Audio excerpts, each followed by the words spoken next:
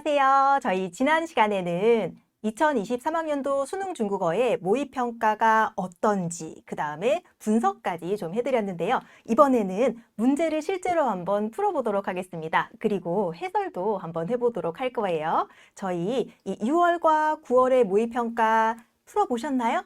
제가 다운로드하는 방법까지도 알려드렸는데요. 직접 꼭 한번 풀어보세요. 풀어보신 다음에 난이도가 어땠는가 직접 체감도 해보시고요. 혹시 나는 이 실력은 아닙니다 라고 한다면 내가 어느 문제까지 풀어갈 수 있는지 한번 확인해 보는 거예요. 그렇기 때문에 문제 꼭 한번 풀어보시고 그리고 저랑 같이 이 문제에 대해서 해설도 한번 시작을 해보도록 할게요. 해설 한번 해볼까요? 문제 한번 풀어보도록 할까요? 6월 모의평가입니다. 지금 문제 보시면 한자의 포기가 옳은 것을 고르세요. 한자 문제이죠. 한자 문제는 우리가 눈으로 이렇게 늘 파악을 하고 있기 때문에 눈으로 쓱 본다면 그런 것 같은데? 그런 것 같은데? 맞는 것 같은데? 맞는 것 같은데? 모두가 비슷하게 보이는 착각 속에 빠져들게 됩니다. 우리 한국어 생각하더라도 말 한 개, 두 개 틀린다고 해서 못 알아듣는 건 아니잖아요. 그렇듯이 어떠한 미묘한 차이를 알아내야 되기 때문에 굉장히 까다롭고 또 실수하기 굉장히 쉬운 문제예요. 그러면 우리는 출제자의 의도를 알고 계셔야겠죠. 출제자의 의도는요. 이 한자, 그다음에 요 한자, 요거에서 자주 틀릴 수 있으니까 이거를 주의 깊게 보세요 라고 하는 거예요.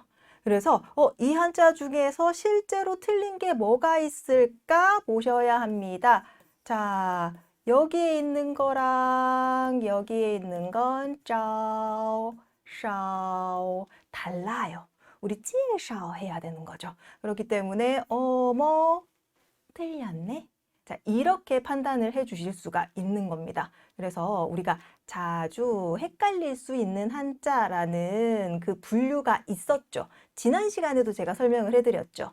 그러면 비슷한 한자에 대해서 잘 보셔야 되는데요. 여기에 있는 거, 여기에 있는 거 어떤 게 맞아요? 어떤 게 틀려요? 이거 맞는 거예요. 통째로 눈으로 잘 봐주세요. 통째로 눈으로 봐주세요. 찌지의 계절이고요. 이거는 성씨가 이씨라면 어머 이거 틀렸네 할 수 있겠죠. 이거 맞는 거예요. 이게 다 맞는 것들이에요. 그래서 단어는 통으로 이렇게 잘 봐주시면서 앞에 어떤 글자가 자주 틀릴 수 있겠구나에 대한 감까지 갖고 계셔야 실수하지 않을 겁니다. 그래서 이 한자에 대한 것들도 비슷한 한자가 이렇게 나올 거구나 예측을 하고 계신다면 아주 훌륭한 거예요. 그리고 또 다음 문제도 한번 보도록 할게요. 독해 문제입니다.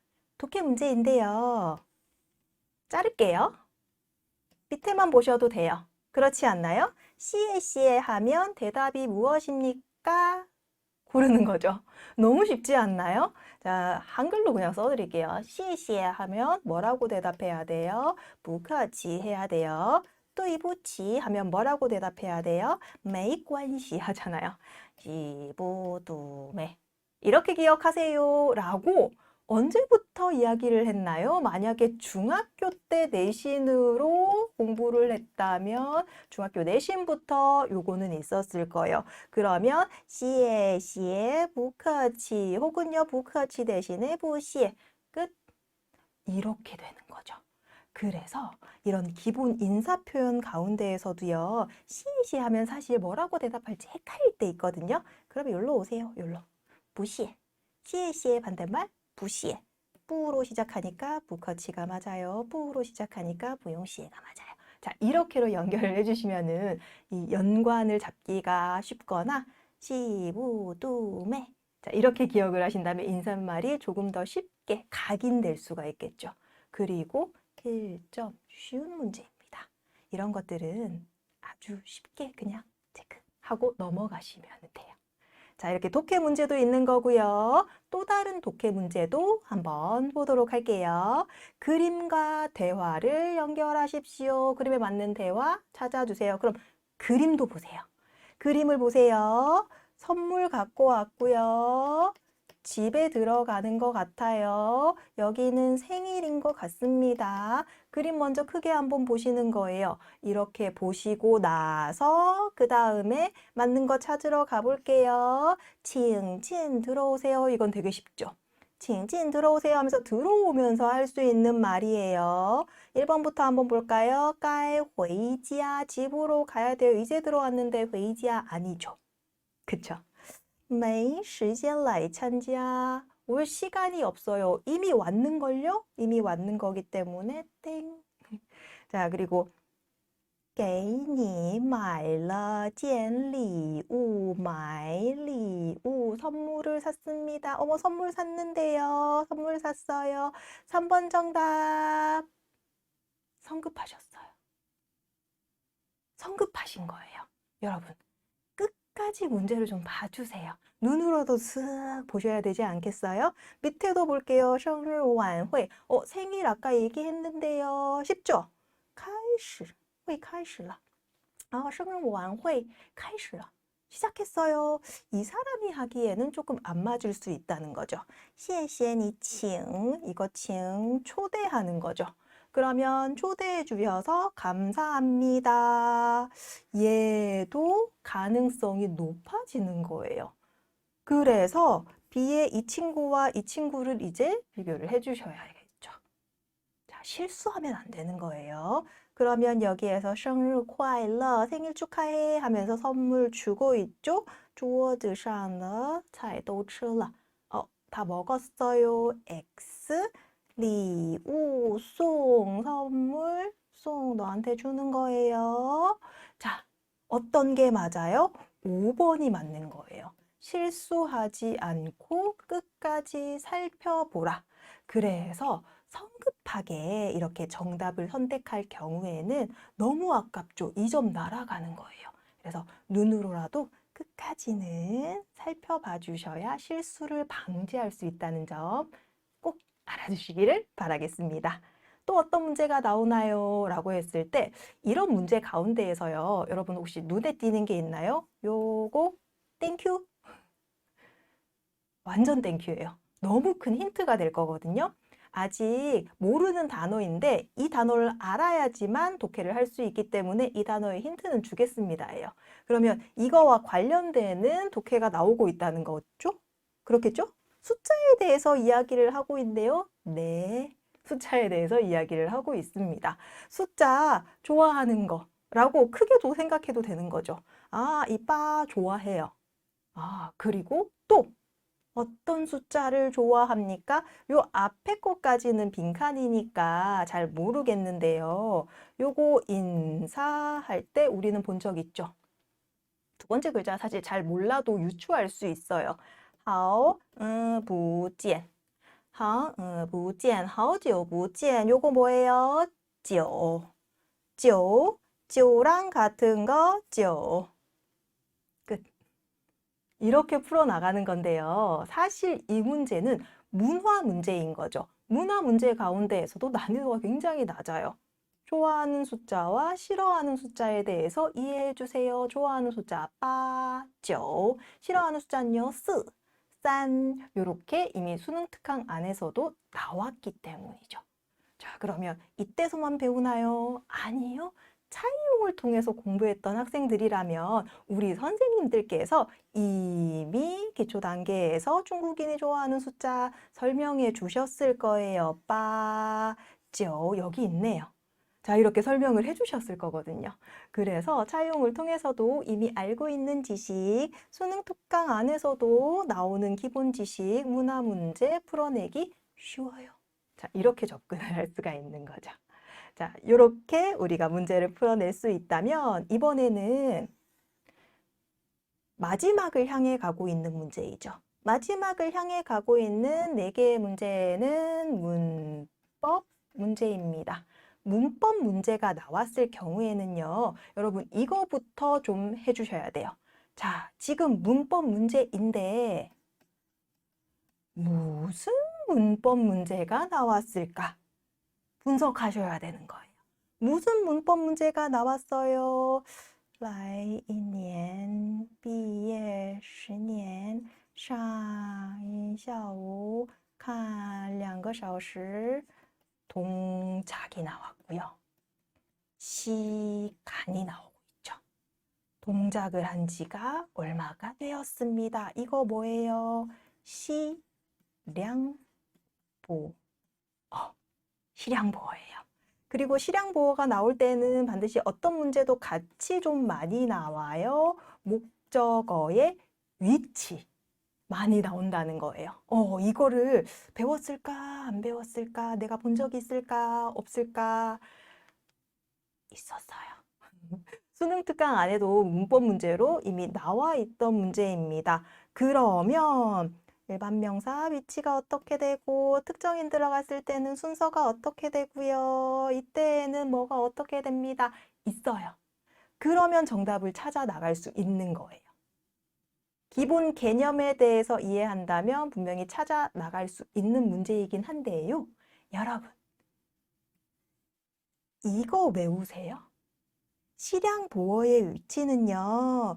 주어, 수어, 목적어, 수어, 시량보어. 이렇게 기억하세요. 너무 어려운 방법이지 않을까요? 굉장히 어려울 수 있어요. 그럴 때는 요거 기억하세요. 他学汉语学了一年. 똑같은 말로요. 他学了一年的汉语. 이렇게 쓸 수 있는 거예요. 일반일 때는 이렇게 두 가지 표현이 가능하구나. 특정인이 들어갔을 때에는 我找了他一个小时. 타 중간에 들어가 있네. 我找了他一个小时. 중간에 들어가 있네. 이렇게 기억하는 거고요. 요런 거 왔을 때에는요. 我来韩国一年了. 我来韩国一年了. 이렇게 기억하는 거예요. 무엇을 기억하세요? 예문. 예문을 기억하세요. 그러면 일반 명사 봤을 때 他学汉语学了一年了. 他学汉语学了. 여기 뭐 없네요. 땡. 가는 거예요. 他学了一年的汉语. 他学了一年的汉语. 이거 맞는 것 같아요. 이렇게요.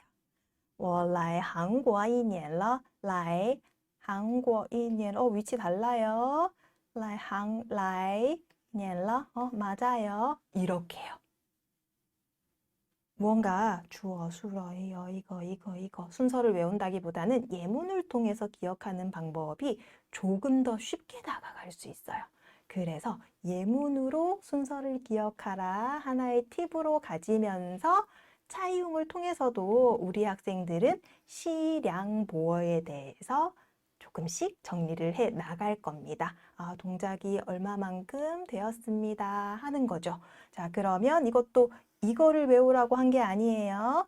예문 看书看了一个小时看了一个小时的书. 자, 이렇게 외운다면 위치가 어떻게 되는구나 다시 연상하실 수가 있겠죠. 이러한 팁들에 대해서 알고 있다면 문법 문제를 풀어나가는데 훨씬 더 쉬울 겁니다. 9월 모의평가 문제도 같이 한번 보도록 할게요. 여기에 있는 문제는요, 하나의 좀 특징을 가지고 있습니다. 어떤 특징이냐면요, 유일한 한어 병음이 들어가 있는 독해 문장이에요. 한어 병음으로 나와 있죠. 한어 병음으로 나와 있으면 읽어 내려가기 훨씬 쉽죠? 쉬운 문제예요. 자, 그럼 这个菜味道怎么样? 이 정도는 우리가 좀 알 수 있지 않을까요? 혹은 헷갈린다고 해도 이 정도 알고 있으면 되죠. 怎么样? 어때요? 라고 하는 이 의문사에 대해서 조금은 정확하게 알고 있다면 의문사 怎么样? 어때요? 어떤 걸로 대답해요? 형용사로 대답할 거예요. 좋아요, 안 좋아요, 예뻐요, 어때요? 이렇게 대답을 할 거란 말이에요. 거기에서 요거까지 알고 있다면 더 좋겠죠. 味道 맛이라는 건데요. 맛이 어때요? 맛이 어때요? 대답하는 거 찾으면 되죠. 很好吃. 맛있어요. 好吃. 형용사 들어왔네요. 요게 정답. 나머지도 한번 살펴볼까요? 不用写. 6월에 우리 봤던 거죠. 不用写. 이거 아닌 것 같아요. 취. 가는 거래요. 안 들어올 거예요. 知道. 지각하는 거예요. 안 들어올 거예요. 生日快乐. 무슨 상관이죠? 아니에요. 자, 그러면 1번이 정답입니다. 쉽죠? 이 쉬운 문제를 지금 왜 같이 풀이를 하고 있느냐? 반대로 생각해 볼게요. 독해 문제 가운데에서 이 문제를 제외하고는 다 한자 문제예요. 모두 다 한자로 문제가 출제되고 있기 때문에 나머지는 모두 한자를 우리가 읽어 내려갈 수 있는 능력을 갖추고 있어야 돼요.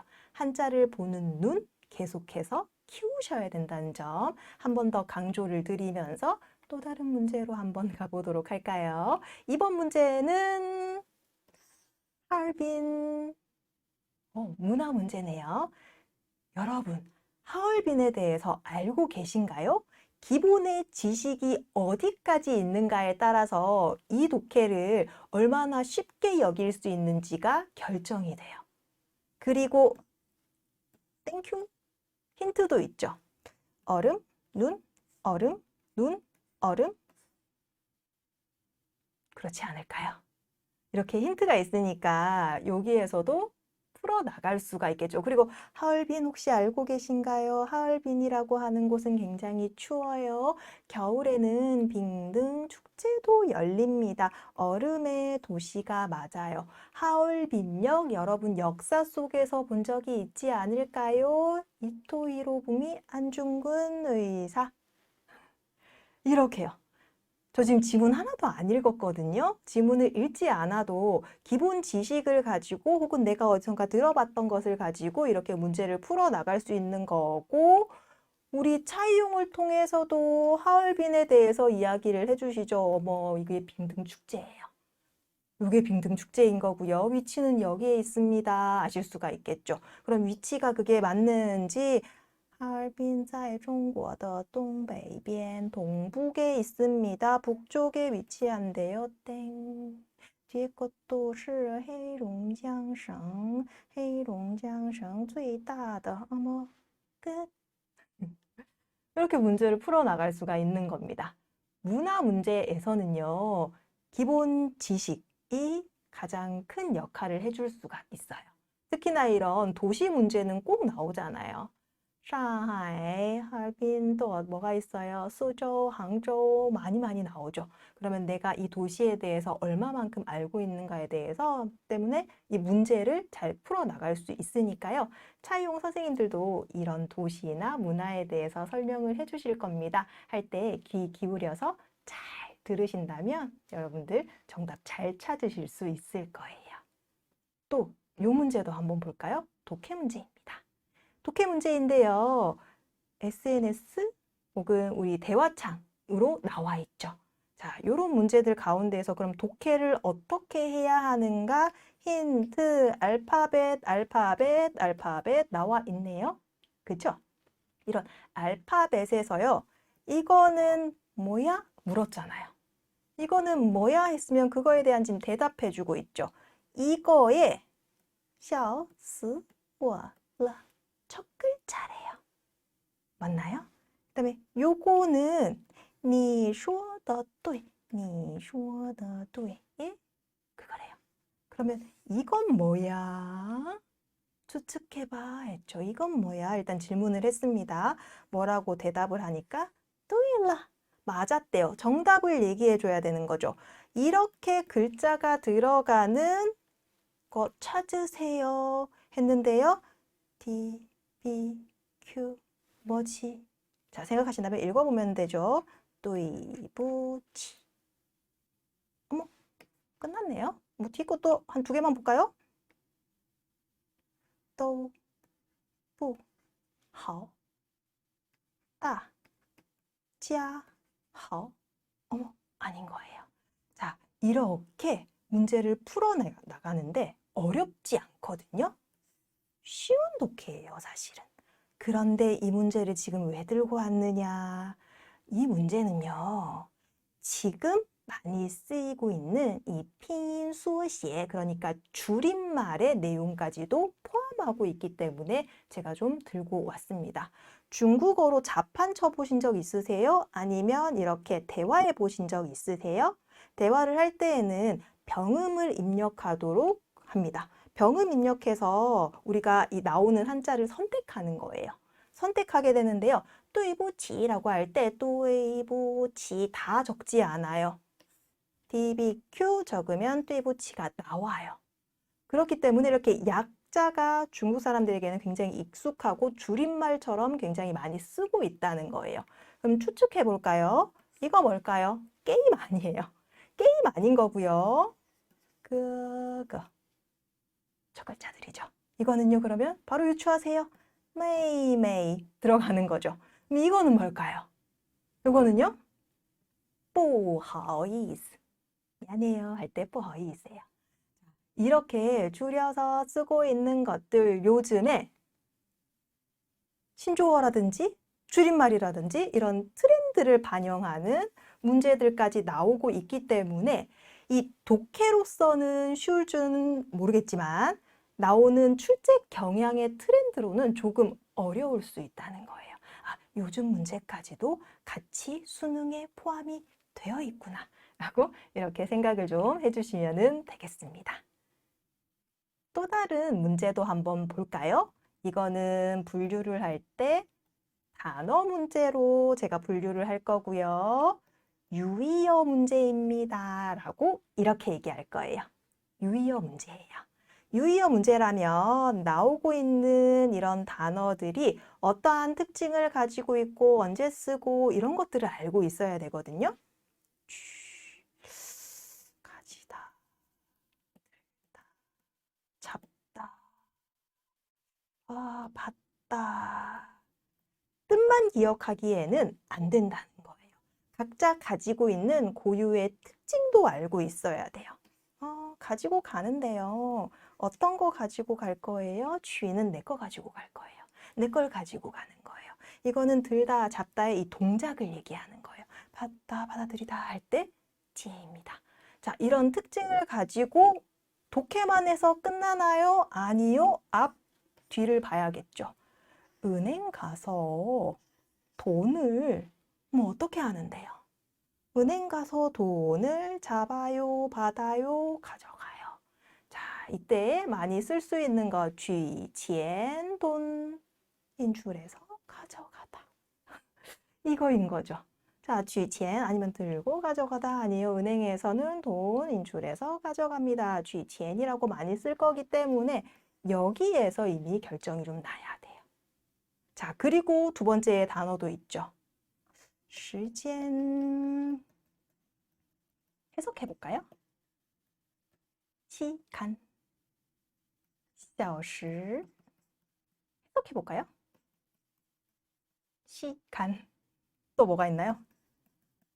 时候도 있죠. 이거는 때 이렇게 그냥 해석을 해볼게요. 그러면 무슨 차이가 있지라고 생각을 한다면 이런 차이에 대해서 특징을 알고 있어야 되죠. 시간 같은 경우에는요. 시간, 내가 갖고 있는 이 시간을 얘기하는데요. 요럴 때 제일 많이 쓰지 않나요? 有时间, 시간이 있어요. 没有时间 할 때 쓰는 거예요. 근데 小时는 언제 써요? 1个小时, 2个小时. 이 시간과 이 시간의 간격이요. 단위요. 이거 얘기하는 거예요. 时候는 언제 써요? 뭐뭐的 时候에서 가장 많이 쓰고 있죠. 吃饭的时候. 자, 이럴 때요. 밥 먹을 때. 이때 많이 씁니다. 그러면 각자 가지고 있는 고유의 특징이나 해석만으로 되는 게 아니라 어떤 단어와 함께 쓰이냐? 어떤 단어요? 两个多 샤오실이 맞겠죠. 자, 이렇게 알고 있어야 된다는 거예요. 유의어라고 하는 건 단어를 알면 되네요. 단어 뜻만 알면 되네요. 아니에요. 비슷한 어휘라면 각자 가지고 있는 고유의 특징에 대해서도 이해를 하고 있어야 돼요. 내 거 가지는 건지, 뭘 잡는 건지, 받는 건지. 그리고 따페이라고 하는 우리 호응 관계 있죠. 그래서 取钱 많이 써요. 有时间, 1个小时, 2个小时 이렇게 함께 많이 쓰입니다를 알고 있어야 유의어 문제 풀어나가는데 어렵지 않을 거예요. 근데요, 이번 6월도 그렇고 9월도 그렇고 유의어 문제가 생각보다 조금 쉬웠어요. 정답을 찾아 나가는데 이건가? 아닌가? 아리까리한 게 하나도 없었어요. 그래서 이번 난이도가 조금 낮아졌다라고도 할 수 있거든요. 이 문제는 어려워질 가능성이 충분히 높습니다. 꼭 주의해 주시고요. 그리고 이 문제도 한번 볼까요? 뒷문제죠. 무슨 문제예요? 문법. 아까도 말씀드렸죠. 문법 문제라면 이게 무슨 문법일까 찾아내라고 했었죠. 쭉 보세요. 그 문제가 나올 것 같지 않나요? 아, 요거 묻고 있네요. 요거 묻고 있어요. 요걸 묻고 있어요. 음, 간단하게 본다면 야오 什么什么了에 대해서 묻고 있습니다. 이걸 배운 적이 있을까? 수능 특강에서는 다 있어요. 배운 적이 있어요. 그러면 就要什么什么了라고 하는 이 표현 안에서 要什么什么了는 就要快要로 다 쓸 수 있습니다. 근데 여기 별표할게요. 구체적인 시간일 때는 就要什么什么了만 된대요. 구체적인 시간, 明天, 구체적인 시간, 下个月. 그러면 뭐만 된다고요? 就要了만 된다고요? 이거 틀렸으니까 요거 정답. 쉽게 풀리는 문제예요. 기본 개념 알고 있고 그거 대입만 했으면은 아주 쉽게 풀리는 문제예요. 문법 문제 가운데에서도요, 이렇게 쉽게 풀리는 문제들이 있기 때문에 기본 개념에 대해서 내가 얼마나 잘 이해를 하고 있는가, 이게 굉장히 관건이겠죠. 이런 야오 샤마샤말러라고 하는 건 차이용 교재 속에서도요, 快要什么什么了, 快要什么什么了, 무엇을 나타내고 있어요? 임박을 나타내고 있어요 하는 것도 어디에서 볼 수 있어요? 기초 단계에서 이미 학습을 할 수 있는 거예요. 그리고 이제 난이도를 조금 더 올려서 어떤 상황에서는 뭐만 쓰입니다. 이런 문법의 난이도를 점점 올려나갈 수가 있겠죠. 자, 이런 문법 문제까지도 모두 포함이 되어 있습니다. 6월과 9월의 문제 가운데 제가 특징을 가지고 있는 것들을 좀 가지고 같이 풀어보고 해설도 해드렸는데요. 그러면 이제 수능 문제가 어떻게 나올지도 한번 예측을 좀 해봐야겠죠. 작년 걸로 예를 좀 들어드릴게요. 2022학년도에 6월 모의평가랑 수능이에요. 수능 결과를 가지고 봤을 때요. 비교 한번 해볼게요. 3등급까지의 비율이 여기는 50% 가까이. 수능에서는 실제로 20%도 안 돼요. 1등급 맞아가기가 굉장히 어려워졌죠. 비중도 굉장히 낮아졌죠. 무슨 문제인 거예요? 이거는 난이도가 실제 수능에서는 어떻게 되었다? 높아졌다. 밑에 있는 친구들도 좀 많기도 하겠지만 실제 인원을 봤을 때에도 훨씬 더 적어요. 그러면 틀릴 수 있는 문제들을 더 부여함으로써 등급이 점점 더 낮아졌다는 거죠. 6월, 9월보다는 실제로 수능 문제가 조금 더 어려울 겁니다. 그러면 어떤 문제가 더 어려울 건지에 대해서는 제가 지난번에 수능 문항이 어떻게 나오는지 알려드렸죠. 병원부터 문법까지 총 6개로 분류를 해본다라고 하면 그 가운데에서 난이도를 결정하는 영역을 알려드렸을 거예요. 난이도 결정하는 영역 기억나시나요? 단어, 독해, 문법입니다. 이게 바로 난이도를 결정하는 영역이었어요. 그 가운데에서 이 중에서 어떤 문제가 더 어려워질 가능성이 있습니까? 단어요. 아까 얘기했던 유의어 문제예요. 문법 문제예요. 이건가 저건가 헷갈릴 수 있는 영역이 이번에 전혀 없었어요. 자, 그렇기 때문에 단어와 문법에 대한 이 문제의 난이도가 조금 더 올라가면서 수능의 문제는 더 어려워질 가능성이 있어요. 그러면 이 친구는 안 어려울까요? 이 친구는요, 여러분 무엇을 주의하셔야 돼요? 실수하면 안 돼요. 실수하면 1점, 2점 너무 아깝잖아요. 그렇기 때문에 우리가 명확한 문제에서는 정답 빠르게 풀어나가고 나머지 문제에서 시간을 조금씩 더 쓰더라도 확인해 보면서 문제 푸는 습관을 가지시는 게 훨씬 더 좋을 것 같습니다. 자, 이렇게 저희가 6월, 9월 모의평가에 대해서 분석하고 그 다음 수능 중국어까지 예측해 봤는데요. 여러분들 이런 결과를 토대로 열심히 잘 준비하셔서 수능 중국어에서도 원하는 등급 혹은 원하는 결과 잘 받으시기를 바라겠습니다. 그럼 저는 여기까지 하도록 할게요. 감사합니다.